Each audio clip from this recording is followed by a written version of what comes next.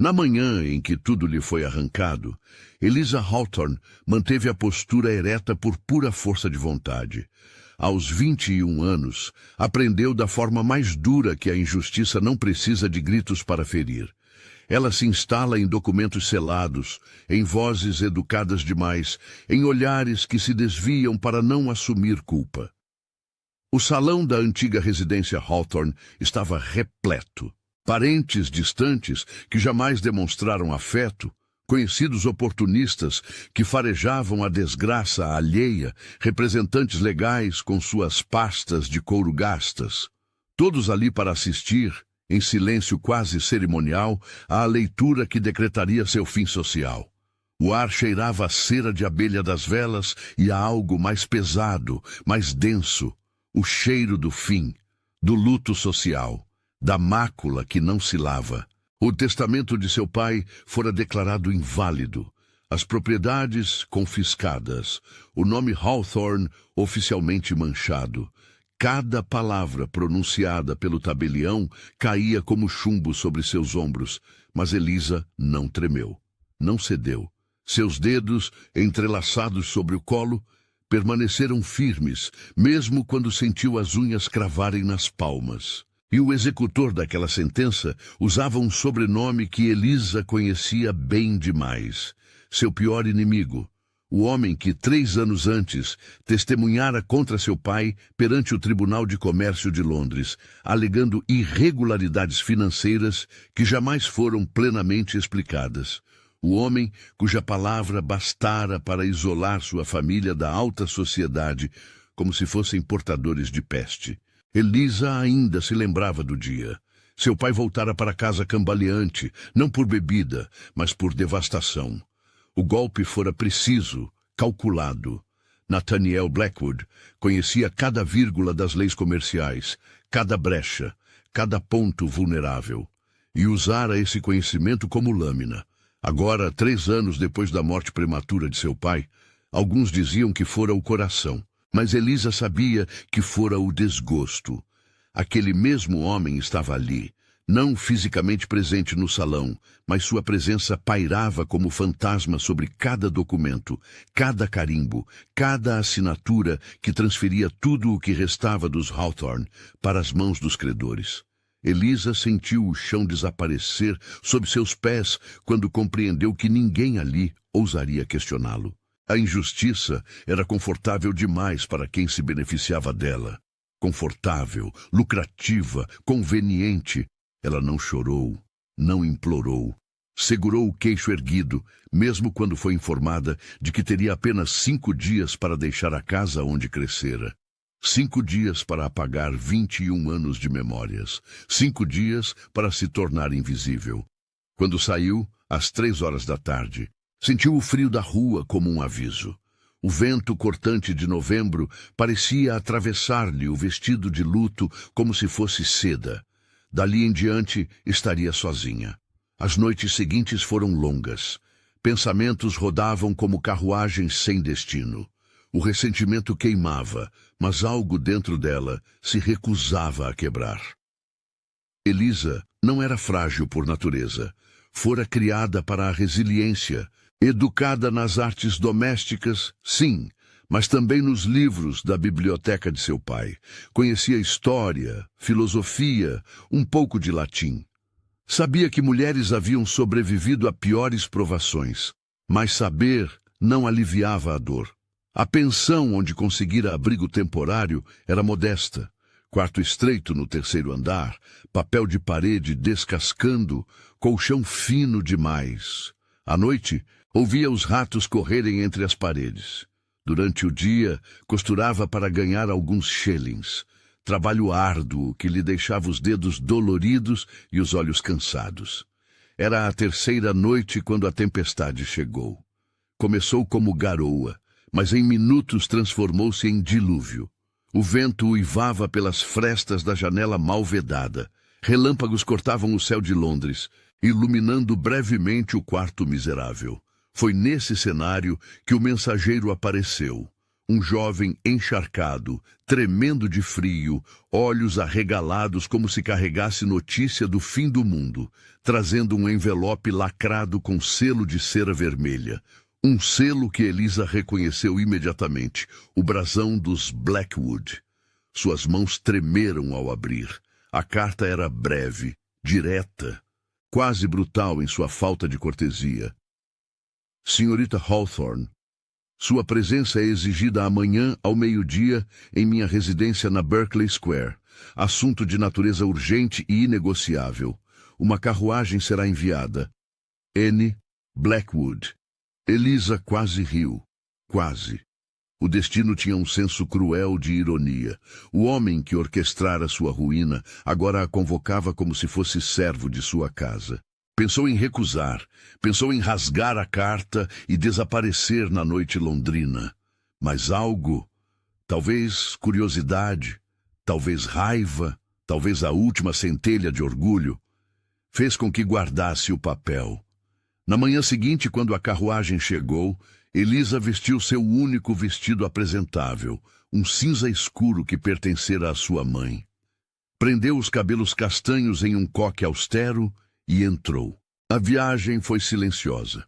O cocheiro não disse palavra. Elisa observava a cidade transformar-se gradualmente. As ruas estreitas e sujas davam lugar a avenidas largas, as pensões miseráveis, a mansões imponentes. Cada quarteirão era um lembrete de quão longe havia caído. A mansão Blackwood surgia como uma fortaleza antiga. Pedra cinza escura, janelas altas, torres que pareciam vigiar a cidade. Sólida, fria, impenetrável. Ao entrar, Elisa sentiu o ar mudar. O hall de entrada era imenso, com piso de mármore que refletia a luz fraca das luminárias. Quadros de ancestrais sérios observavam dos altos das paredes. Armaduras medievais montavam guarda silenciosa nos cantos. Não era medo o que sentia, era tensão, um tipo de eletricidade silenciosa que percorria cada corredor, como se a própria casa estivesse viva e atenta. O mordomo, um homem idoso de feições severas, conduziu-a em silêncio até o escritório. Parou diante de portas duplas de carvalho, bateu 3 vezes, aguardou a resposta abafada e abriu. Os olhos dele eram âmbar escuro, quase dourados sob a luz, e carregavam o peso de alguém que raramente sorria.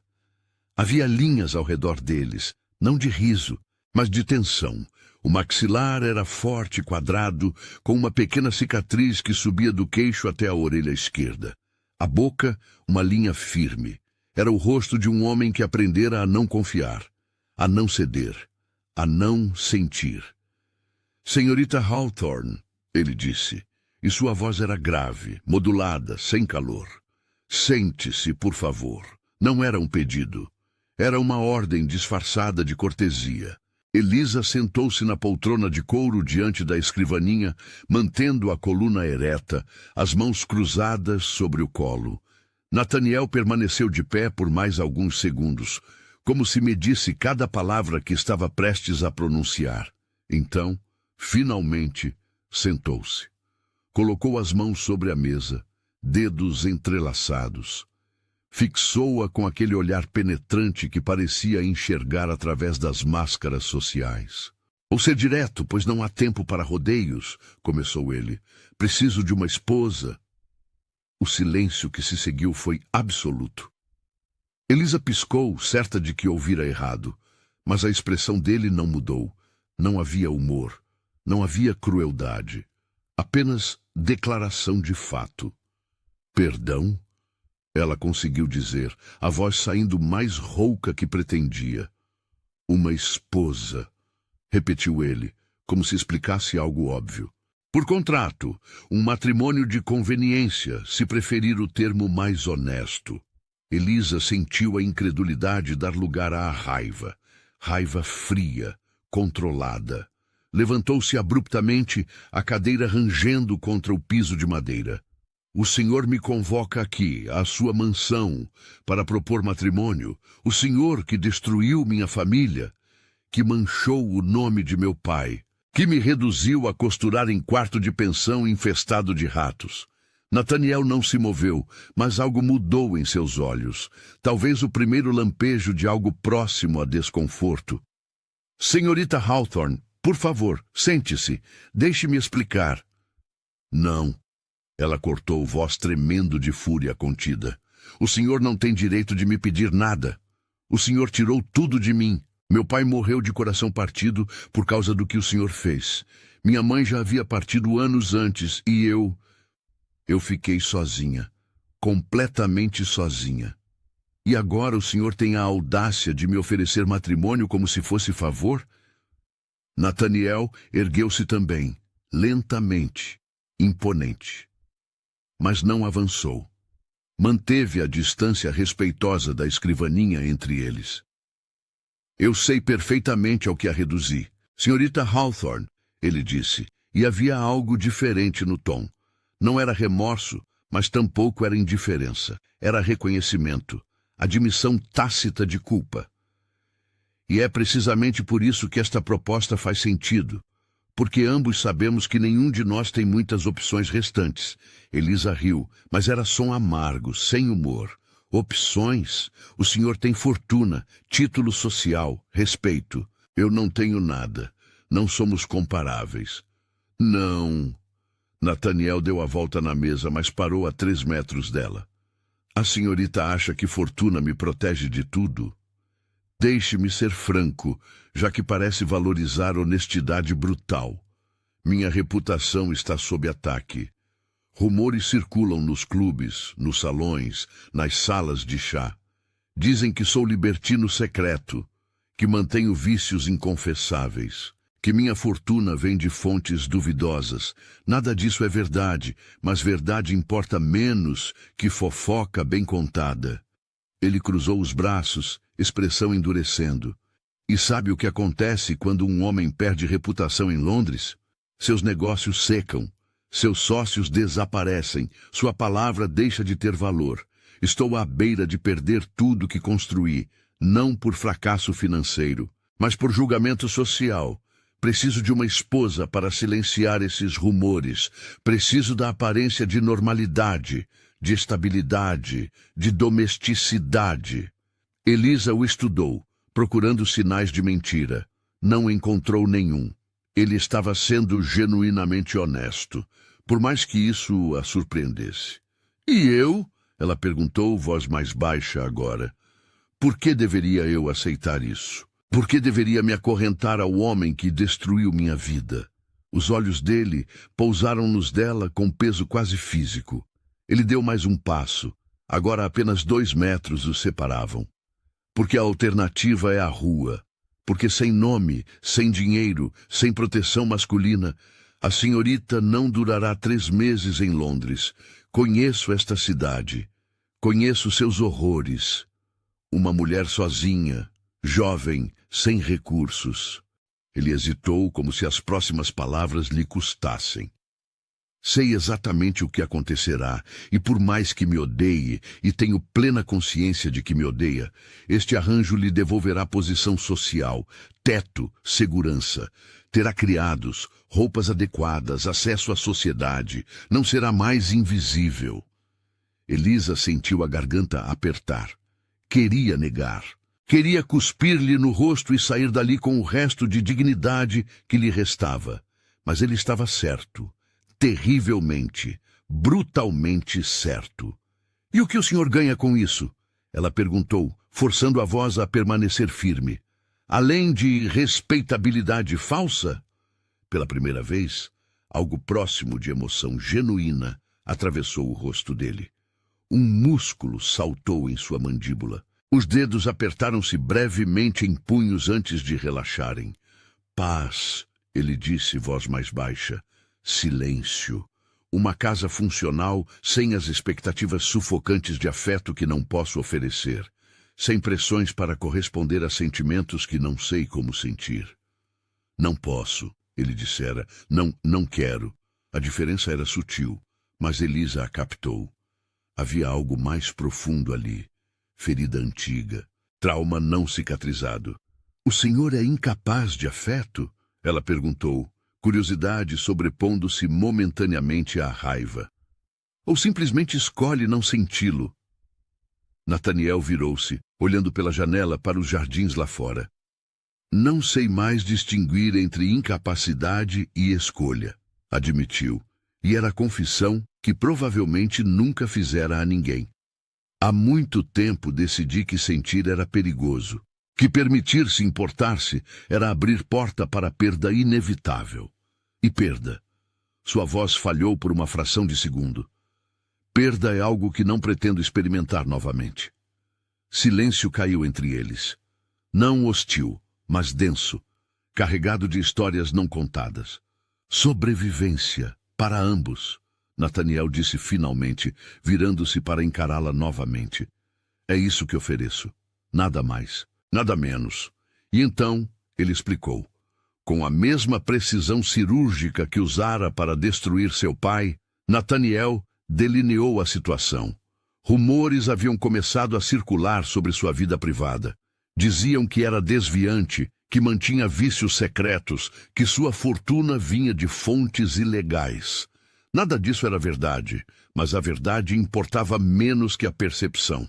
A alta sociedade londrina era implacável com quem não se conformava às expectativas. E um homem de 30 anos, solteiro, sem herdeiros, sem escândalos públicos, mas também sem vida social visível, tornava-se alvo fácil de especulação. Preciso de uma esposa para silenciar esses rumores, ele disse sem emoção. Preciso da aparência de normalidade, de estabilidade, de domesticidade. E eu? Elisa perguntou, embora já soubesse a resposta. Por que deveria eu aceitar isso? Os olhos dele pousaram nos dela com peso quase físico. Porque a alternativa é a rua. Porque sem nome, sem dinheiro, sem proteção masculina, a senhorita não durará 3 meses em Londres. Porque por mais que me odeie, e tenho consciência de que me odeia, este arranjo lhe devolverá posição social, teto, segurança. Elisa sentiu a garganta apertar. Queria negar. Queria cuspir-lhe no rosto e sair dali com o resto de dignidade que lhe restava. Mas ele estava certo. Terrivelmente certo.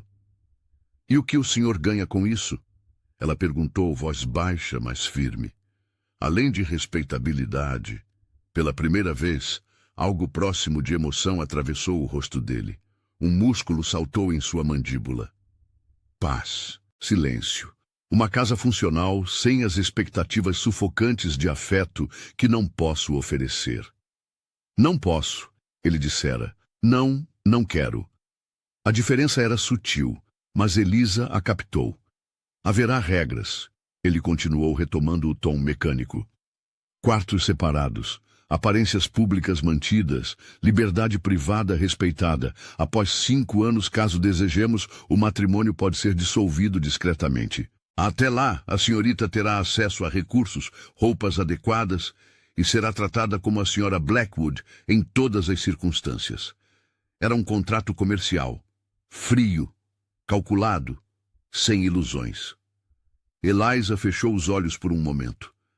Pensou no quarto miserável da pensão, nos dedos sangrando de tanto costurar, no olhar de desprezo das outras pensionistas, na solidão absoluta que a aguardava. Quando abriu os olhos, Nathaniel a observava com expressão ilegível. Eu aceito, ela disse, e sua voz não tremeu. Mas com uma condição. Ele arqueou uma sobrancelha, surpreso. Qual? Quero a verdade. O senhor vai me dizer agora por que realmente destruiu meu pai. Não me dê meia-verdade. Não me ofereça evasivas. Se vou me casar com o senhor, preciso saber com quem estou fazendo este pacto. O silêncio voltou a cair. Nathaniel permaneceu imóvel, como estátua de mármore. Então, lentamente, recostou-se na cadeira. Uma sombra atravessou seu rosto. Seu pai, começou ele, voz mais baixa, estava envolvido em negociações com o Visconde Harrington, negociações que envolviam terras que pertenciam à minha família há gerações. Harrington era sócio de meu pai. e planejava usar essas terras como garantia para empréstimos que jamais seriam pagos. Ele fez uma pausa, como se as palavras lhe custassem. Meu pai morreu 3 meses após assinar aqueles documentos. Envenenamento. Nunca foi provado, mas eu sabia. Seu pai não sabia do plano de Harrington. Isso eu admito. Mas sua assinatura estava naqueles contratos. E eu precisava destruir tudo que Harrington construíra, inclusive as parcerias dele. Elisa sentiu o sangue gelar. Não era redenção, não era absolvição, mas era verdade, crua, dolorosa. Meu pai era inocente, ela sussurrou. Era, Nathaniel concordou, e pela primeira vez havia algo próximo de pesar em sua voz. Mas eu não tinha como provar isso sem destruir Harrington. E naquele momento, minha sede de justiça. Ele hesitou. Ou vingança era mais forte que meu discernimento. Eles se encararam, vítima e algoz. Agora, prestes a se tornarem marido e mulher. Então somos ambos prisioneiros das escolhas erradas de outros homens. Elisa disse, e não era pergunta. Nathaniel assentiu, quase imperceptivelmente. Sim, e este casamento é nossa forma de sobreviver às consequências. A cerimônia foi rápida, discreta, realizada na capela privada da mansão Blackwood. Apenas o padre, 2 testemunhas e o peso do silêncio. Eliza vestia um vestido simples de seda cor de marfim, não branco, pois não era virgem em espírito, embora fosse em corpo. Nathaniel usava traje formal negro. Quando ele colocou o anel em seu dedo, não houve tremor, não houve calor, apenas metal frio e obrigação cumprida. Os primeiros dias do casamento foram um exercício de contenção. Jantares formais na sala de refeições enorme, onde o som dos talheres contra a porcelana ecoava como acusações. Conversas mínimas, sempre sobre assuntos neutros, o clima, a gestão da casa, compromissos sociais futuros, regras claras. Nathaniel mantinha distância, como se o autocontrole fosse sua única âncora. Elisa observava em silêncio, aprendendo os limites daquele homem. Ele acordava às 5 da manhã, cavalgava por 1 hora, trabalhava no escritório até o meio-dia. À tarde, atendia a compromissos ou permanecia trancado na biblioteca. À noite, jantava, retirava-se para seu quarto e a mansão se envolvia em silêncio. Ela aprendeu que ele bebia uísque puro, nunca mais de 2 dedos, que lia em grego e latim, que tinha uma cicatriz no ombro esquerdo, visível quando ele cruzava o corredor em trajes de dormir, que pesadelos o faziam acordar às 3 da manhã.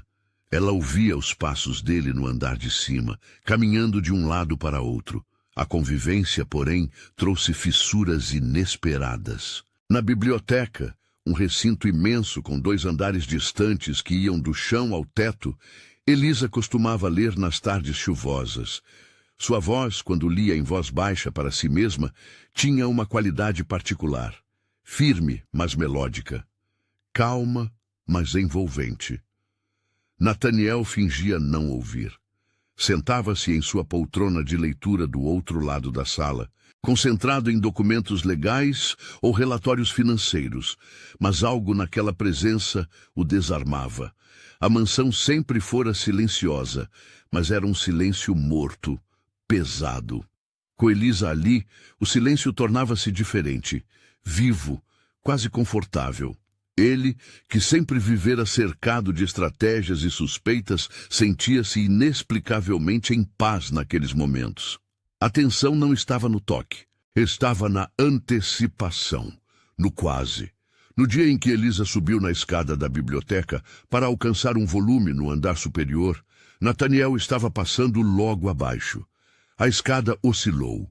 Ela perdeu o equilíbrio por uma fração de segundo. Ele reagiu por instinto, segurando a escada com uma mão e estendendo a outra para ampará-la caso caísse. Não caiu, mas ficou ali, no degrau superior, olhando para baixo, ele olhando para cima. A distância entre eles era de 2 metros, talvez menos, Mas algo naquele instante, na forma como a luz da tarde atravessava as janelas altas e iluminava os cabelos castanhos dela, na forma como o coração dele acelerou sem permissão, mudou. Obrigada, ela disse, voz suave. Nathaniel assentiu, soltou a escada e saiu da biblioteca sem dizer palavra. Mas Eliza viu o músculo saltando em sua mandíbula, viu o punho fechando-se, viu o homem que lutava contra si mesmo. Nathaniel Blackwood era conhecido em toda Londres por sua frieza. Um homem respeitado no comércio, temido nos tribunais, inacessível nos salões. Diziam que não tinha coração, que era feito de pedra e gelo. Mas Eliza estava descobrindo as rachaduras. O suspiro contido quando ele achava que estava sozinho. O olhar distante durante jantares silenciosos, fixo em algum ponto invisível do passado. O peso de lembranças que ele nunca verbalizava, mas que carregava nos ombros como fardo físico. Uma noite, 2 semanas após o casamento, ela o encontrou na biblioteca às 3 da manhã. Não deveria estar ali. O acordo implícito era que respeitariam os espaços privados um do outro, mas ouvira o barulho de vidro quebrando. Ele estava sentado no chão, de costas contra a estante, segurando um copo, não quebrado, mas outro jazia em cacos perto da lareira. O rosto dele estava nas sombras, mas Eliza podia ver a tensão em cada linha de seu corpo. Deveria ter recuado. Deveria ter deixado-o ali com seus demônios. Mas não o fez. Entrou em silêncio, pegou uma vassoura do armário de limpeza próximo e começou a recolher os cacos. Nathaniel não se moveu. Não protestou. Apenas observou, como se ela fosse aparição. Quando terminou, Eliza sentou-se no sofá próximo. Não perguntou, não invadiu, apenas permaneceu. Minutos se passaram. O relógio de pé marcava os segundos com precisão implacável. Então Nathaniel falou, voz baixa, rouca. Ele tinha 8 anos. Eliza não precisou perguntar quem. Meu irmão, ele continuou, olhos fixos no fogo moribundo. Thomas, morreu com 8 anos. Febre. Eu tinha 15. Fiquei ao lado dele por 3 dias. 3 dias ouvindo-o delirar, chamar por mim, implorar para que a dor parasse. E eu não pude fazer nada. Nada. A dor na voz dele era física. Depois que ele morreu, meu pai transformou-se. Ou talvez sempre tenha sido assim.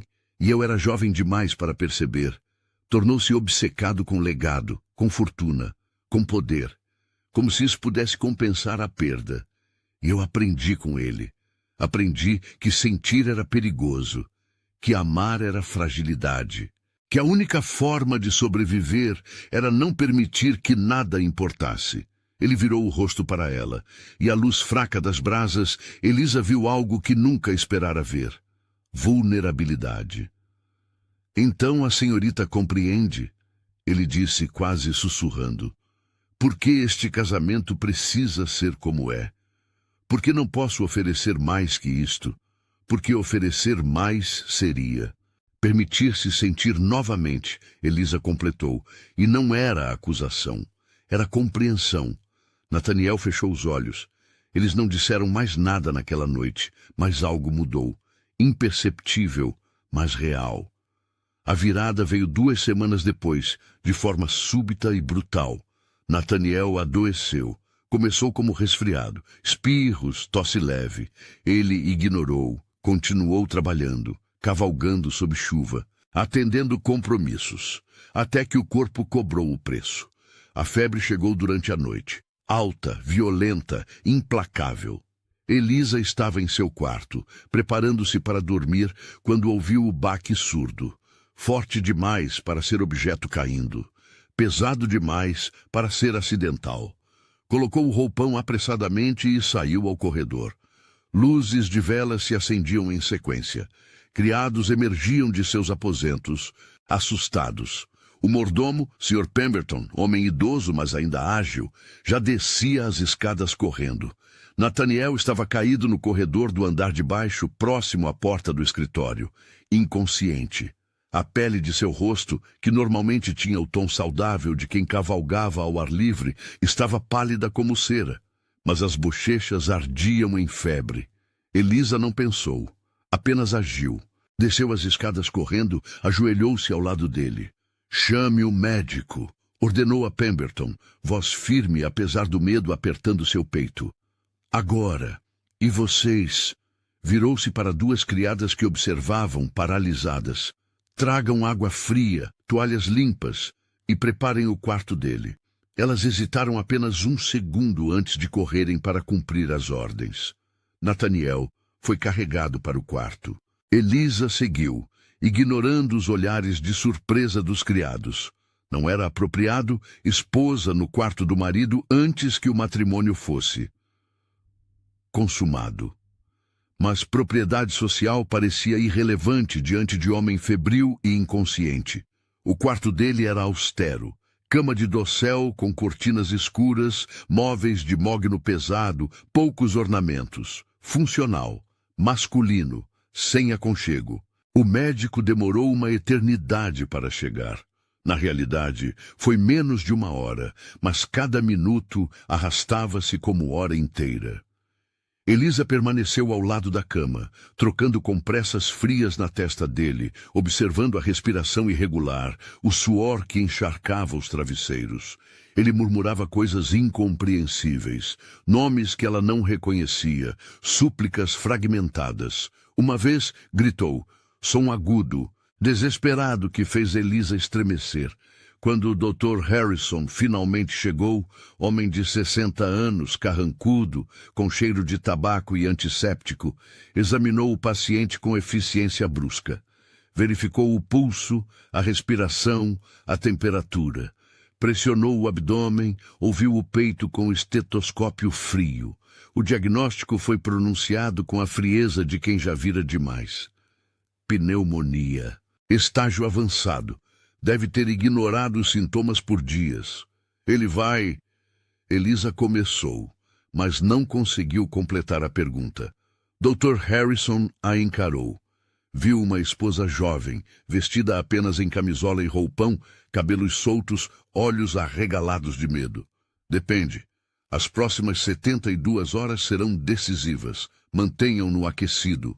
Água fresca para a febre. Compressas regulares. Se a febre não baixar até amanhã de manhã... Ele fez uma pausa significativa, pesada. Preparem-se para o pior. Silêncio caiu como lâmina. Posso deixar lauda no parador, mas pouco posso fazer além disso. A natureza decidirá. Ele deixou instruções detalhadas, uma garrafa de tintura escura e partiu. Seus passos ecoaram no corredor, cada som marcando a gravidade da situação. Pemberton aproximou-se, voz baixa, respeitosa. Senhora Blackwood, podemos organizar turnos com as criadas para vigiar o senhor. A senhora precisa descansar. Elisa olhou para Nathaniel. Observou o peito dele subindo e descendo irregularmente, o suor encharcando as têmporas, os punhos cerrados mesmo em inconsciência. Não, ela disse com firmeza absoluta. Eu cuidarei dele. Mas, senhora, não é apropriado. Pemberton, ela o interrompeu virando-se para encará-lo. Ele é meu marido. Meu lugar é aqui. Traga-me o que preciso, mas não me peça para sair. O mordomo a estudou por longo momento. Viu determinação inabalável. Assentiu lentamente. Como desejar, senhora. Estaremos à disposição caso precise. E assim começou a vigília. Elisa não deixou o quarto por 3 dias inteiros. Trocava as compressas a cada hora. Molhava os lábios dele com água quando a febre o consumia. Ajustava os cobertores quando calafrios o sacudiam. Comia apenas o que Pemberton insistia em trazer. Torradas, chá, fatias de maçã que ela mal tocava. A febre subia e descia como maré imprevisível. Havia momentos em que Nathaniel parecia melhorar, respirando mais facilmente, cor retornando ao rosto. Então, sem aviso, a febre retornava com força dobrada. Na primeira noite ele permaneceu inconsciente. Elisa cantarolava baixinho. Canções que sua mãe lhe ensinara, antigas melodias de berço sobre campos verdes e céus tranquilos. Não sabia se ele ouvia, mas continuou. Talvez fosse mais para si mesma, para afastar o silêncio pesado, o medo que ameaçava sufocá-la. Na segunda noite, o delírio começou. Thomas! Ele gritou de repente, fazendo Elisa sobressaltar-se. Thomas, segura minha mão! Não posso! Não consigo te alcançar! Lágrimas escorriam de seus olhos fechados. O rosto contorcia-se em agonia, que não era apenas física. Por favor, ele implorava, voz quebrando. Por favor, não me deixe. Eu prometi. Prometi que cuidaria de você. Pai, eu sinto muito. Sinto muito.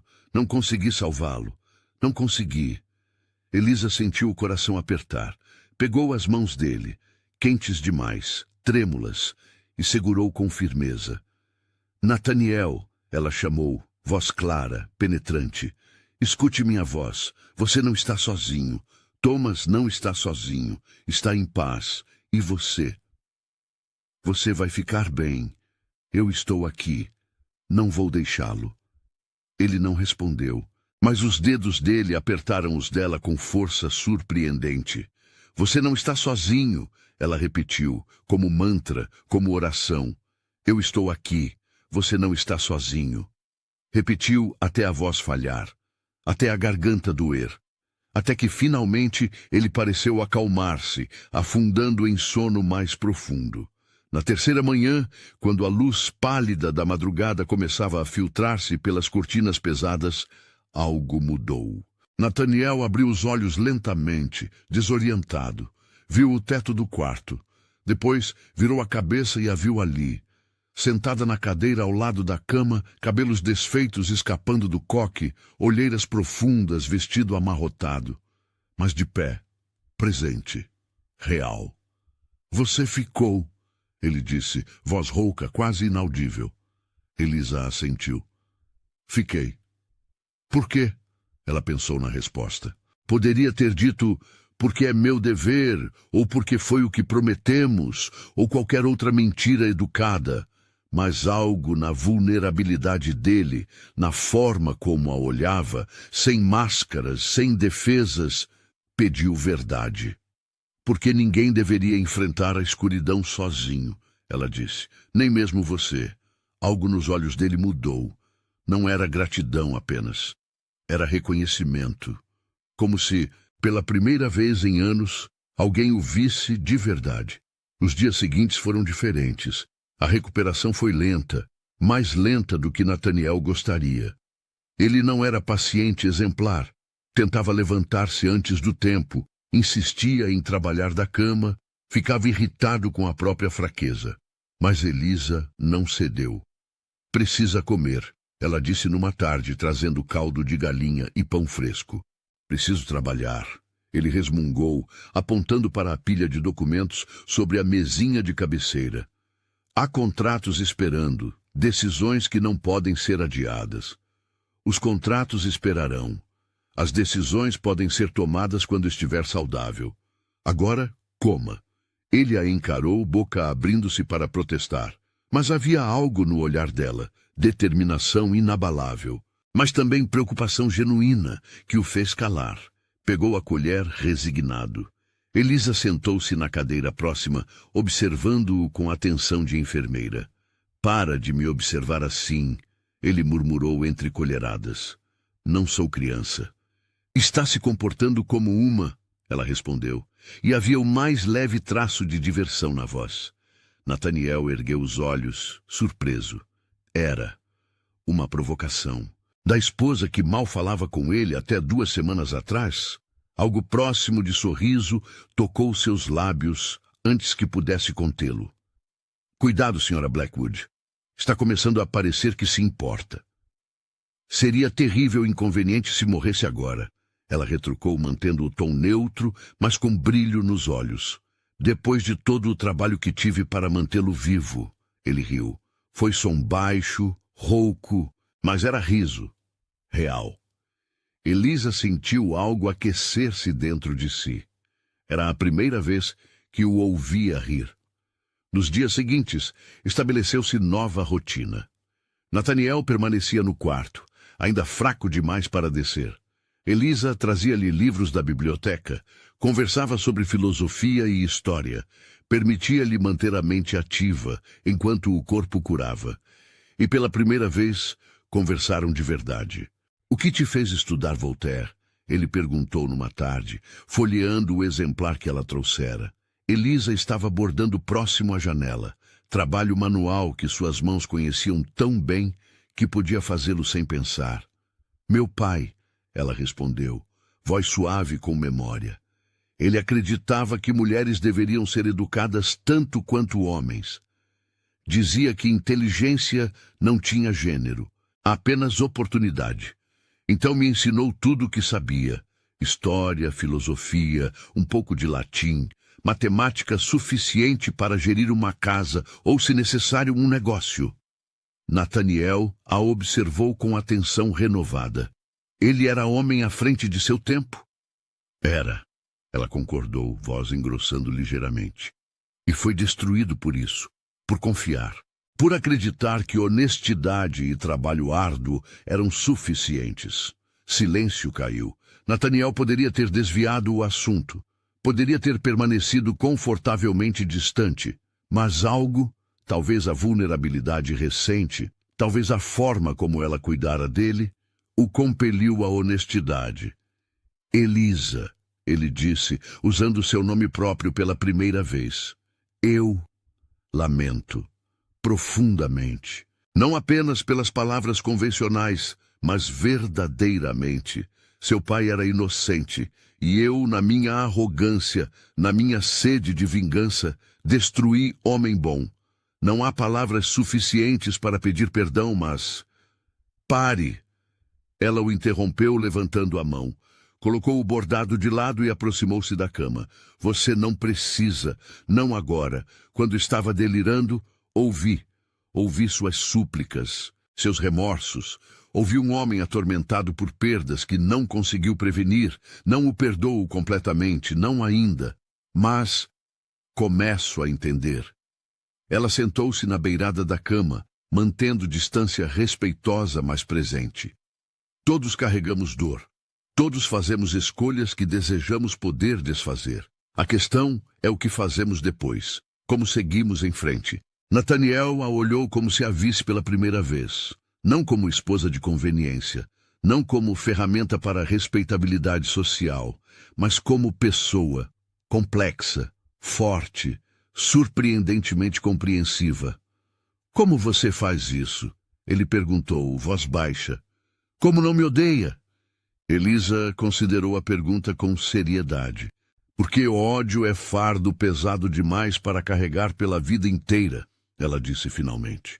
"E porque, por mais estranho que pareça, este casamento me deu algo inesperado: propósito, lugar, chance de não ser apenas vítima, mas sobrevivente que escolhe seu próprio caminho."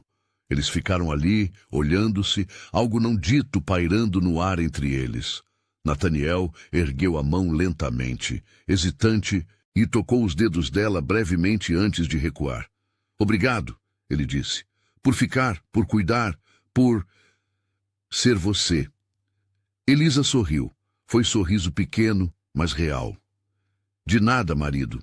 A palavra soou diferente desta vez, menos como papel legal, mais como verdade emergente. Quando Nataniel finalmente retornou à biblioteca, ainda fraco, mas insistente, encontrou Elisa lendo no mesmo lugar de sempre. Ela ergueu os olhos, sorriu levemente, o primeiro sorriso real que ele vira nela, e voltou ao livro. Ele sentou-se em sua poltrona. Pegou um volume qualquer, mas não conseguiu ler.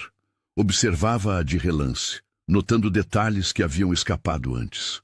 A forma como ela mordia o lábio inferior quando concentrada, como seus dedos traçavam as linhas do texto. Como uma mecha rebelde de cabelo teimava em cair sobre a testa, e ela a colocava atrás da orelha distraidamente. Notou como a luz da tarde a envolvia, dourada, tornando os cabelos castanhos quase bronzeados. Como sua postura era graciosa mesmo na simplicidade do momento. como havia paz naquela presença que ele nunca sentira antes. E algo dentro dele, algo que jurara estar morto e enterrado com seu irmão e pai, despertou. Desejo, não apenas físico, embora isso também existisse, inegável e cada vez mais perturbador, mas desejo de presença, de companhia, de não estar mais sozinho na própria vida. Desejo de ouvir sua voz todas as manhãs, de discutir ideias com ela, de compartilhar não apenas espaço, mas existência. Era aterrorizante. Nathaniel apertou o livro com força suficiente para doer. Isso não era parte do acordo, não era seguro. Permitir-se querer era abrir a porta para a perda. E ele havia jurado sobre o túmulo de Thomas, sobre as cinzas de tudo que amara, nunca mais passar por isso. Mas ela estava ali, real, viva, e algo nele se recusava a recuar. Está tudo bem? A voz dela o tirou dos pensamentos. Nathaniel piscou, percebendo que estava encarando-a abertamente. Sim, apenas pensando. Sobre. Ele poderia ter mentido. Deveria ter mentido. Mas estava cansado de mentiras, cansado de máscaras. Sobre como a vida toma direções inesperadas, ele disse cuidadosamente. Sobre como às vezes o que mais tememos torna-se o que mais precisamos. Elisa fechou o livro, dando-lhe atenção completa. Seus olhos o estudaram curiosos. Isso é filosofia abstrata ou confissão velada? Os lábios dele curvaram-se ligeiramente. Talvez ambos. Então seja mais específico. Detesto ambiguidade. Nathaniel hesitou. O instinto gritava para recuar, para proteger-se. Mas outra parte dele, nova, desconhecida, assustadoramente persistente, o impelia adiante. Este casamento, ele começou, escolhendo palavras com cuidado. Começou como transação, sobrevivência. Mas você complicou as coisas. Compliquei? Ela arqueou uma sobrancelha. Como exatamente? Sendo mais do que esperava, sendo competente, resiliente, surpreendentemente compreensiva, apesar de toda razão para não ser. Ele fez pausa. E tornando cada vez mais difícil lembrar por que construí todas estas paredes. O silêncio que se seguiu não era desconfortável, era carregado. Elisa o observava com expressão ilegível, mas havia algo nos olhos dela, reconhecimento talvez, ou curiosidade correspondente. Nathaniel, ela disse finalmente, e seu nome nos lábios dela soava diferente agora, íntimo. Paredes existem por razões, protegem, mas também aprisionam. Talvez seja hora de perguntar-se se o que está protegendo ainda vale mais do que o que está perdendo ao manter-se trancado. Ela se levantou, colocando o livro na mesa lateral. Vou ver sobre o jantar. Pense no que disse. E saiu, deixando-o ali com pensamentos que se recusavam a se acalmar. A alta sociedade londrina oferecia um baile a cada 3 semanas durante a temporada. Era tradição. Esperado. Comparecimento obrigatório para quem desejava manter posição. Nathaniel havia evitado esses eventos por anos, mas agora, casado, precisava fazer concessões. E Elisa, como senhora Blackwood, precisava ser apresentada adequadamente. O baile era na residência do conde de Ashford, mansão georgiana de 4 andares, com salão de baile que rivalizava com os da realeza. Máscaras eram obrigatórias, um tema veneziano, algo teatral e excessivo, como a nobreza apreciava. Elisa usava vestido de seda azul meia-noite, com bordados prateados que captavam a luz a cada movimento. O espartilho apertava-lhe a respiração, mas a silhueta era impecável. Máscara de penas brancas e azuis cobria metade de seu rosto, mas os olhos permaneciam visíveis, intensos, alertas. Nathaniel, de preto completo, casaca, colete, gravata perfeitamente atada. Usava máscara simples, negra, que acentuava a intensidade de seus olhos âmbar. Quando ajudou Elisa a descer da carruagem, Os dedos dele demoraram um segundo a mais que o necessário em sua mão enluvada. Pronta? Ele perguntou, voz baixa. Pronta como posso estar? Ela respondeu. E havia nervosismo ali que não conseguia esconder completamente. Ele inclinou-se ligeiramente, apenas o suficiente para que só ela o visse. Você é mais forte do que imagina, e mais corajosa do que todos neste salão juntos. O calor das palavras a surpreendeu. Ela o olhou procurando ironia, mas encontrou apenas sinceridade. O salão era espetáculo de luz e opulência. Candelabros de cristal refletiam chamas de 1000 velas. Músicos tocavam no mezanino. Convidados circulavam em grupos, risos e conversas misturando-se com a música. Aroma de rosas, champanhe e perfumes caros permeava o ar.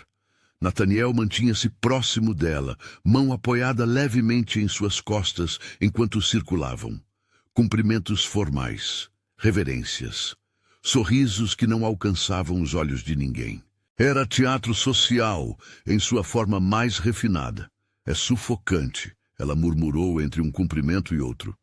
É política, ele respondeu, tão baixo que os lábios dele quase tocaram sua orelha.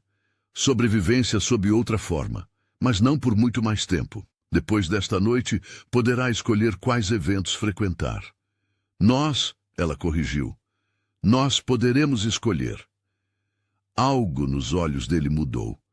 Surpresa, prazer, aceitação de um nós que não existia até recentemente. Eles dançaram uma vez. Valsa. Nathaniel a conduziu com precisão que vinha de anos de treinamento social, mas havia algo diferente agora. A mão dele em sua cintura era firme, mas cautelosa, consciente, como se tocá-la requeresse permissão que ele ainda não se sentisse digno de ter. Elisa sentiu. Sentiu a mão dele através das camadas de seda e espartilho. Sentiu o calor dele irradiando, mesmo através dos tecidos. Sentiu a tensão nos músculos dele, como se estivesse lutando contra algo invisível, algo poderoso. Seus olhos se encontraram, seguraram. No espaço de uma respiração, todo o salão desapareceu. Havia apenas eles dois, girando em sintonia perfeita. Como se tivessem dançado juntos por anos, ao invés de ser a primeira vez. Elisa, ele disse, voz tão baixa que ela quase não ouviu sobre a música. Sim, depois desta noite. Precisamos conversar. Sobre nós. Sobre o que isto se tornou. O coração dela acelerou. Eu sei. E você? Tem sentido? O que eu sinto? Ela não fingiu não entender. Sim, e me aterroriza tanto quanto a você. A música terminou.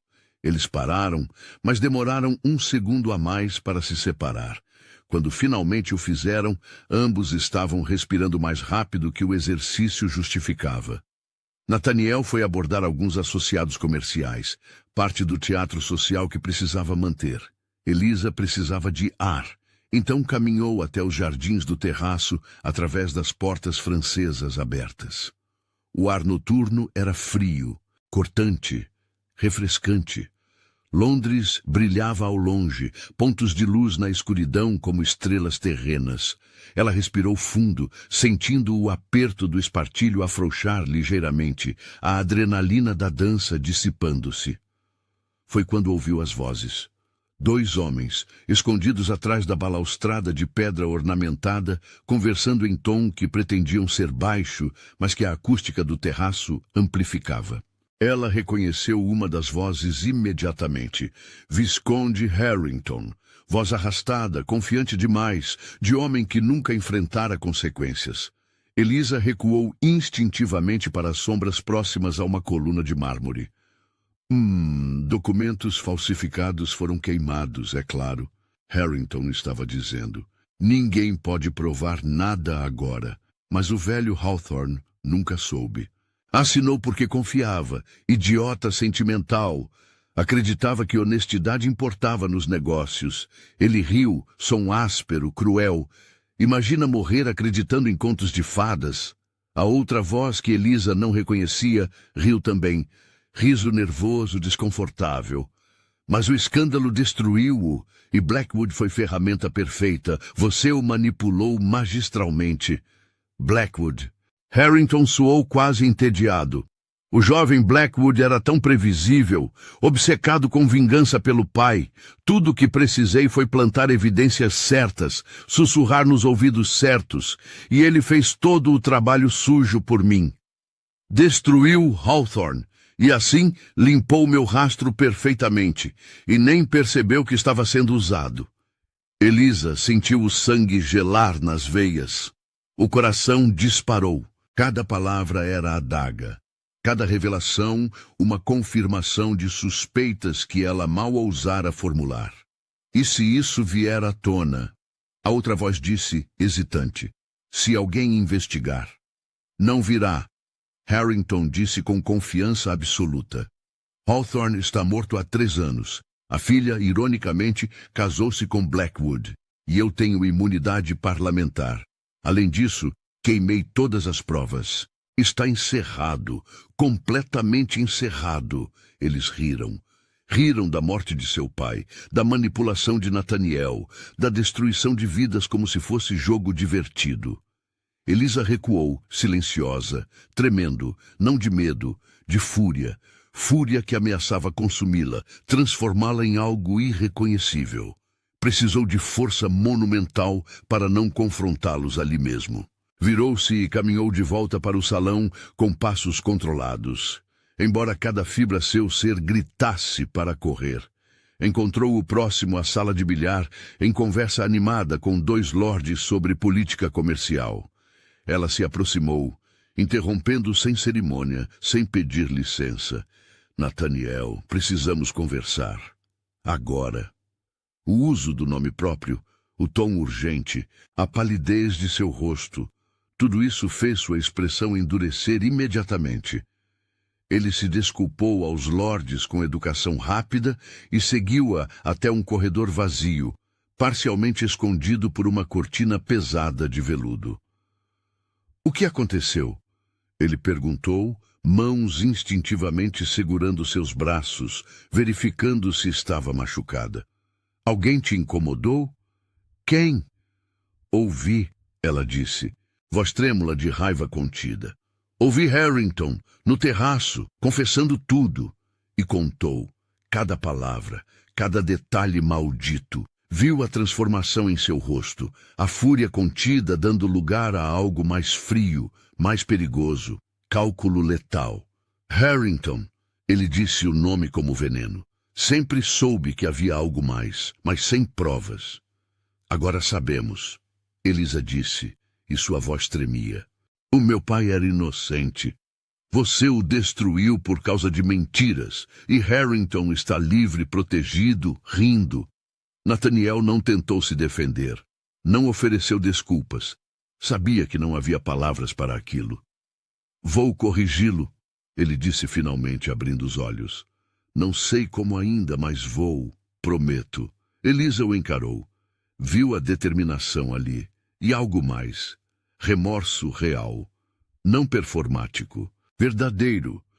Se fizer isso, ela disse lentamente, talvez possamos. Hesitou. Talvez possamos ser mais que um contrato. Nathaniel a olhou como se a visse pela primeira vez. Os dias seguintes foram intensos.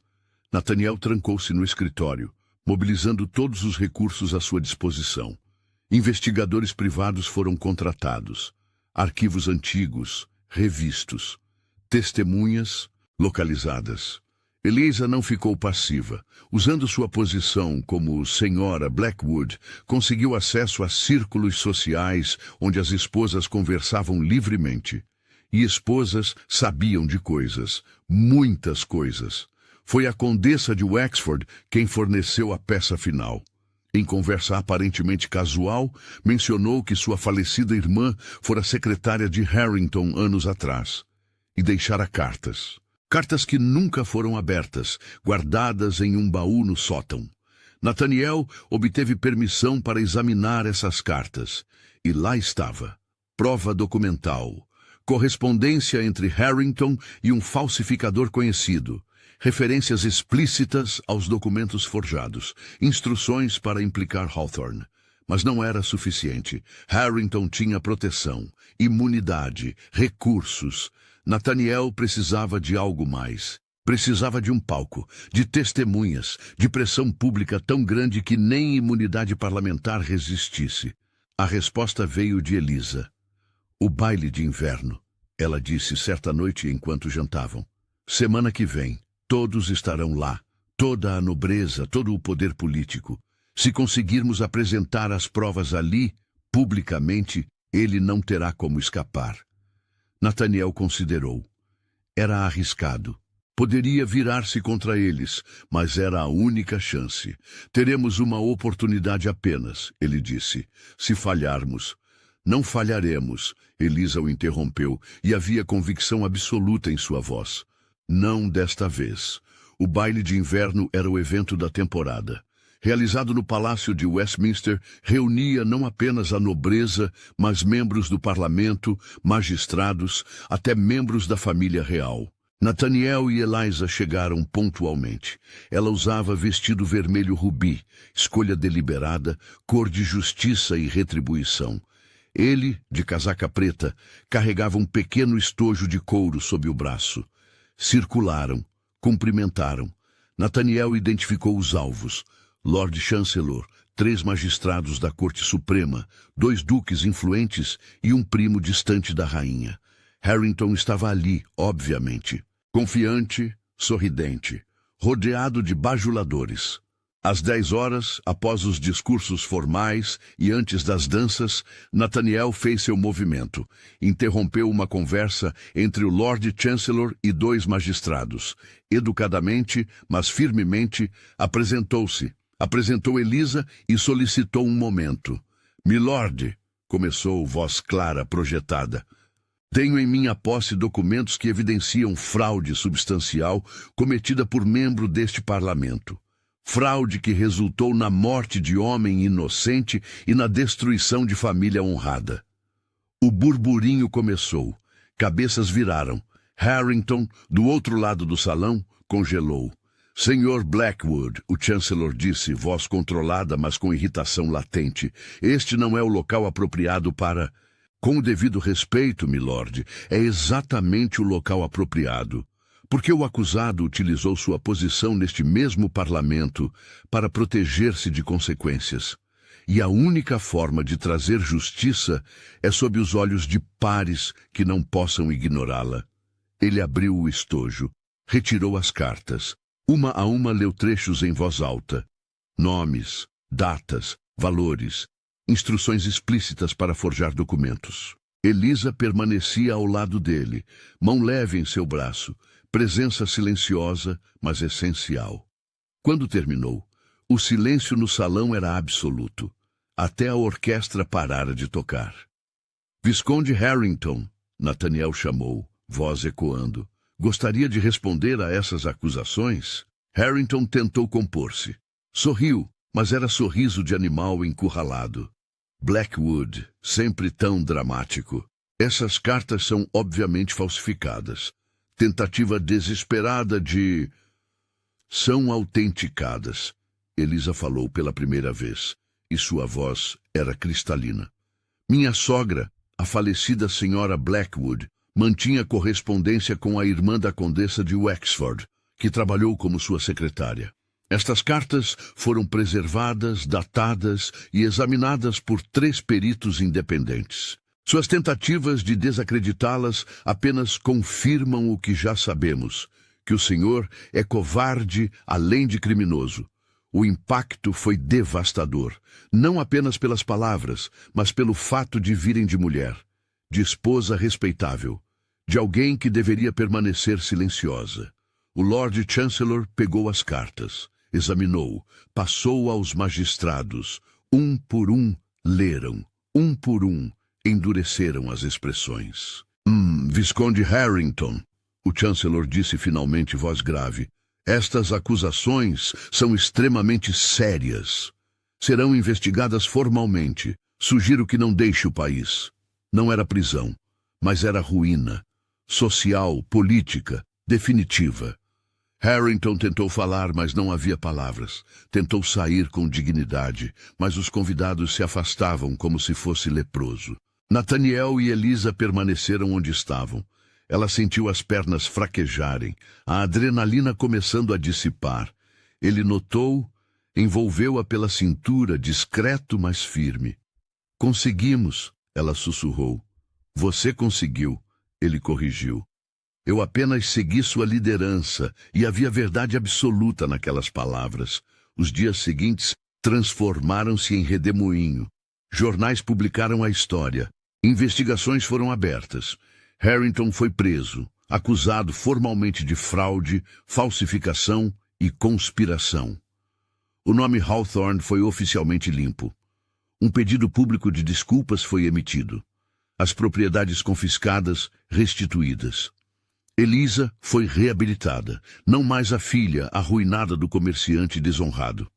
Agora, a senhora Blackwood, que enfrentara a corrupção com coragem e dignidade.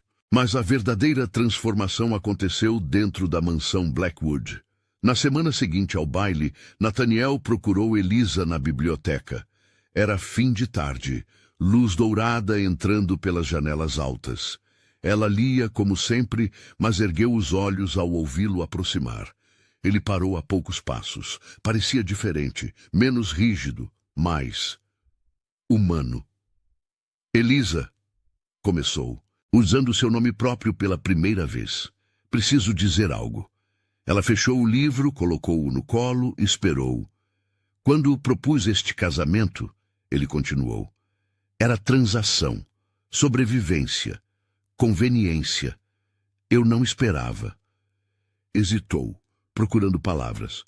Não esperava sentir, não esperava importar-me, não esperava que sua presença se tornasse essencial ao invés de meramente tolerável. Elisa sentiu o coração acelerar. Durante anos construí muros, convenci-me de que não sentir era proteção, que solidão era segurança. Mas você... Ele deu um passo à frente. Você derrubou cada tijolo sem sequer tentar, com persistência, com compaixão, com coragem que eu não possuo. Outro passo. Você cuidou de mim quando estava doente. Defendeu-me quando não merecia defesa. Ficou ao meu lado quando qualquer pessoa sensata teria fugido. Mais um passo. Agora estava diante dela, tão próximo que Elisa podia sentir o calor dele. Então, preciso perguntar. Sua voz era baixa, intensa. Se há alguma possibilidade de que este casamento se torne real, não contrato, não acordo, mas compromisso verdadeiro, porque eu... A voz falhou por um segundo. Oh, eu não quero mais viver sem você.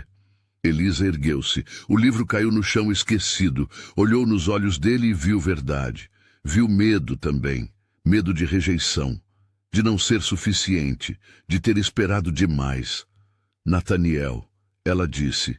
E seu nome nos lábios dela soava como promessa. Há semanas que este casamento deixou de ser conveniência para mim. Deixou de ser no momento em que vi o homem por trás da máscara. No momento em que percebi que sua frieza era proteção, não crueldade. No momento em que compreendi que você carregava dor que se recusava a partilhar, por achar que ninguém aguentaria o peso. Ela ergueu a mão, hesitante, e tocou o rosto dele. Primeiro contato real. Pele contra pele. Ele fechou os olhos, inclinando-se involuntariamente contra o toque. Mas preciso que entenda, ela continuou, voz firme apesar do tremor, que não sou salvação, não posso curar suas feridas, posso apenas estar ao seu lado enquanto você cura a si mesmo, posso oferecer presença, companheirismo, lealdade. E sim, respirou fundo, amor, se você quiser. Os olhos dele abriram. Era um âmbar líquido, brilhando com emoção não contida. Quero, ele disse, voz rouca. Quero tudo isso, e mais. Quero despertar ao seu lado. Quero conversar sobre livros durante horas. Quero conhecer cada pensamento, cada sonho, cada medo. Quero... não terminou a frase, porque Elisa fechou a distância entre eles e o beijou. Foi suave primeiro, exploração cuidadosa. Depois, mais profundo. Anos de solidão, de dor, de resistência, dissolvendo-se naquele momento. Quando se separaram, ambos estavam sem ar. Nathaniel apoiou a testa contra a dela, mãos segurando seu rosto como se ela fosse porcelana preciosa. Lamento, ele sussurrou. Lamento por tudo que fiz a seu pai, por todo o sofrimento que causei. Se pudesse voltar. Não pode, Elisa o interrompeu, gentil mas firme. Nenhum de nós pode, mas podemos escolher quem seremos daqui em diante. E eu escolho isto, escolho você, escolho nós. Ele sorriu. Foi sorriso pequeno, hesitante, como se tivesse esquecido como fazer, mas era real, era dele. Então somos ambos tolos, ele disse, e havia leveza na voz que ela nunca ouvira antes. Talvez, ela concordou, sorrindo também. Mas pelo menos seremos tolos juntos. A primavera trouxe mudanças sutis, mas profundas à mansão Blackwood. Nathaniel ainda acordava cedo, mas agora Elisa o acompanhava nas cavalgadas matinais. Conversavam enquanto os cavalos trotavam pelos campos, sobre negócios, sobre livros, sobre planos futuros. A biblioteca não era mais refúgio de solidão, era espaço compartilhado. Ele lia documentos enquanto ela traduzia poemas franceses. Às vezes, ele parava apenas para observá-la, maravilhado com a sorte improvável que o trouxera até ali. Os jantares não eram mais exercícios de formalidade. Riam, discutiam, às vezes discordavam, mas nunca cruelmente.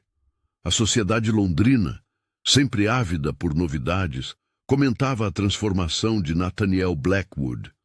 O homem de pedra aprendera a sorrir, e todos sabiam o motivo. A esposa extraordinária que conquistara o inconquistável. Convites chegavam constantemente, jantares, bailes, recepções. Nathaniel, que antes recusava tudo, agora aceitava alguns, porque Elisa gostava, e fazer ela feliz tornara-se prioridade tácita. Ela também mudara.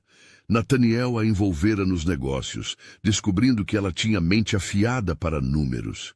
Juntos, reestruturaram partes da empresa, investiram em causas sociais, orfanatos, escolas para crianças pobres, reformas trabalhistas. O nome Blackwood, antes temido, começava a ser respeitado por razões diferentes. Numa tarde de maio, Nathaniel encontrou Elisa no jardim, sentada no banco sob a cerejeira florida. Ela segurava algo nas mãos, um pequeno retrato emoldurado. Ele sentou-se ao lado, reconhecendo a imagem. Seu irmão Thomas, aos 7 anos. Encontrei no sótão, ela explicou. Achei que gostaria de tê-lo em algum lugar visível, não escondido. Nathaniel pegou o retrato, dedos traçando o rosto pintado. Costumava pensar que lembrar era fraqueza. Ele disse, voz baixa, que honrar o passado era permanecer preso nele. E agora? Elisa perguntou. Ele olhou para ela, depois para o retrato, depois para a mansão que finalmente parecia um lar. Agora entendo que honrar o passado não significa permanecer nele. Significa carregar as lições, as memórias, mas seguir em frente, construir algo novo, algo melhor. Elisa apoiou a cabeça em seu ombro. Ele teria gostado de você, Nathaniel continuou.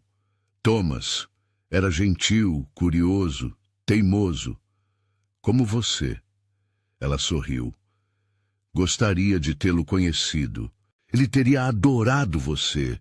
Todos os que importam o fazem. Eles permaneceram ali enquanto o sol descia. Não havia pressa, não havia agenda.